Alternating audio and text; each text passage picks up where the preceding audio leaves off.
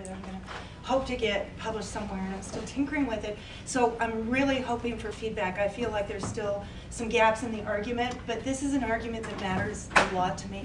I feel like it's really important, and I want people to see the pictures that I have in my mind. A lot of you probably have these pictures too, and it's really a question of conveying these pictures to everybody else so people understand what's happening in the university and why that should matter. I think that the rise of contingency is an emergency, not just for the university, but for all of us. And we're going to have a much poorer world if we're not bold in stopping this trend. So I'm just going to read. And one of the things that I was doing, this came a little bit out of some things that I heard and some experiences that I had at the COCAL conference this summer. COCAL is the Coalition of Contingent Academic Labor. It's a conference that meets every 2 years. We met in Mexico City this summer. It's contingent activists from Canada, the US, and Mexico. We were talking a lot about neoliberalism, which is a set of policies that people have been experiencing in the third world a lot more and faster than we are here, but we're starting to see it here too. And it really made me want to kind of understand what neoliberalism is and start to convey it to people. And so I'm imagining an audience that's probably mostly contingent faculty, but also tenure line faculty who are concerned about contingent faculty. And my audience is people who want to understand neoliberalism, have heard the word, but don't completely know what it is. So my apologies if you're already an expert. In 1996, and this is called the University of Samsung Contingent Faculty of the Neoliberal University. In 1996, the Samsung Corporation acquired Sungkyunkwan University in South Korea, which was founded in 1398 to promote education in Confucianism, just as European universities emerged out of Catholic institutions, dramatically indicating the acquisition of Samsung, indicating the neoliberal impulse to privatize institutions and the shift of ground for universities from religious institutions to the state to corporations. Neoliberalism is a program for privatizing public institutions while shifting burdens of responsibility from social structures to individuals, while denying even the possibility of any common good at all.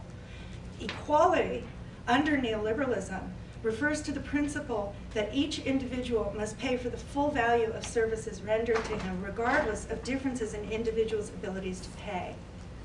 Everyone is equal in this system, regardless of race, gender, sexual orientation, religious beliefs, disability, or vegetarianism, as long as they have the ability to pay. Neoliberal practices have been imposed for longer in developing countries than in the US, but conditions here resemble theirs increasingly as efforts have heated up in recent years.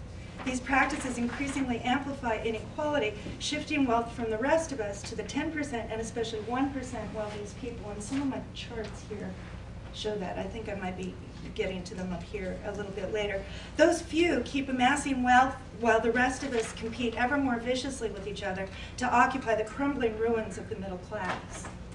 Job insecurity for part-time faculty in Korea is dire. 94.9% of contingent faculty must renew their contracts every 6 months. The average salary for part-time lecturers at the top 10 national universities is $442 per month and $5,564 for tenured professors, while the university is aggressively replacing tenure-line positions with non-tenure-line positions. They receive no benefits, and a single office is occupied by an average of 136 lecturers. They are called peddlers. These conditions have triggered at least 8 suicides since 1998, as indicated in suicide notes. What's happening at Sungkyunkwan is happening not only throughout Korea, but the rest of the world. And the outright corporate ownership of that university is only the most blatant indicator of the relationship between the corporation and the university that is resulting in the destruction of human beings. The steady march of neoliberalism suggests that the situation in South Korea represents the future of higher education unless masses of people fight ferociously right now to protect this precious common good. the well-being of the individuals unlucky enough to occupy contingent instead of ladder positions in universities is not the only thing at stake, although ultimately it's precisely the thing at stake. In other words, neoliberalism's relentless emphasis on the individual, especially on individual responsibility, masks a process that can only lead, ironically, but inevitably, to the destruction of the individual, as the Korean workers' suicides so vividly illustrate. One obstacle to organizing is that the very success of that march of neoliberalism, which is not just a set of material practices designed to shift power to for-profit corporations and away from individual people, but also a way of thinking that increasingly permeates everyone's consciousness, so that even as individual people are disempowered, they are celebrated in isolation. Indeed, there is probably no better way to disempower people than to isolate them and force them to fight one at a time instead of collectively, as we know. But we need to spread the word. The disparity in income between tenure line and contingent faculty members in South Korea is stunning. Here in the US, the disparity between full-time and part-time faculty members' salaries can be similarly shocking, though rarely quite so extreme as that, I hope. I haven't heard. The scarcity of data about contingent faculty members, and I'm going to be needing my computer help in a sec. The scarcity of data about contingent faculty members in the US remains a problem.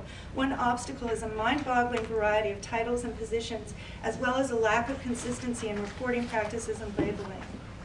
Some organizations, however, such as the New Faculty Majority Foundation, and maybe we need more helpers.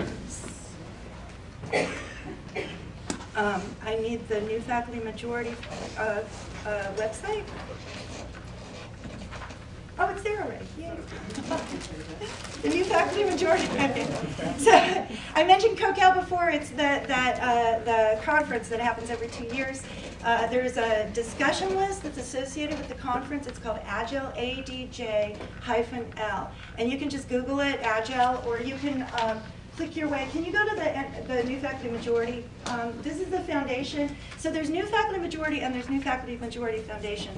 This is an organization, New Faculty Majority is an organization that grew out of COCAL, the conference, and the discussion list. These are all sort of related to each other. First there was a conference and a discussion list, and then we created an organization out of that. So, and my links don't work, so we're doing this the old-fashioned way.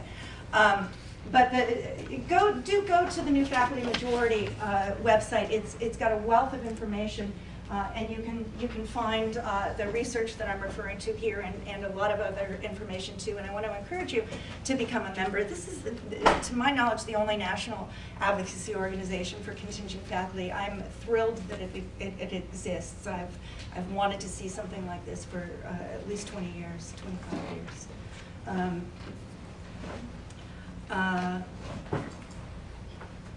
Some organizations are trying to address the problem of too little information. There needs to be more research done. New Faculty Majority is one organization working on that.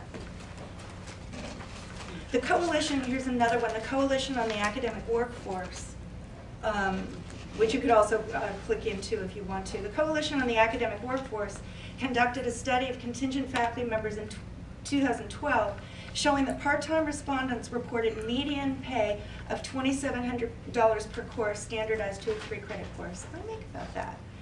The report's writers note that the staggering disparity between these wages and the median earnings of full-time year-round workers of equivalent educational attainment becomes more dramatic as the level of credential rises. This sometimes jaw-dropping disparity in income between workers who see each other in the halls every day, share offices, work together on joint projects, have the same or similar credentials, experience, and education, and the same or similar job description is wearing to the spirit and breeds mistrust, hostility, and resentment. It is no wonder that so many of these sometimes devastatingly exploited workers are focused on the various humiliations and challenges presented by pay inequity between them and the tenure line or full-time faculty members. But I want to be pointing out that the real pay inequity, this is too tiny a chart, but I'm going to try to project it just a little bit later. You can probably maybe see that red line. I know, I made the pictures too small. That red line is 1%. There's a yellow line here that's 10%, and there's 80% of us are flatlining. This is a chart that's showing increases in wages and wealth since, this one since 1979, The tenure line faculty aren't the ones that are getting our money, man. And we gotta stop fighting each other. I mean, but you know, tenure line and contingent faculty together have to understand that we're not each other's enemies, that we're together in this pool of the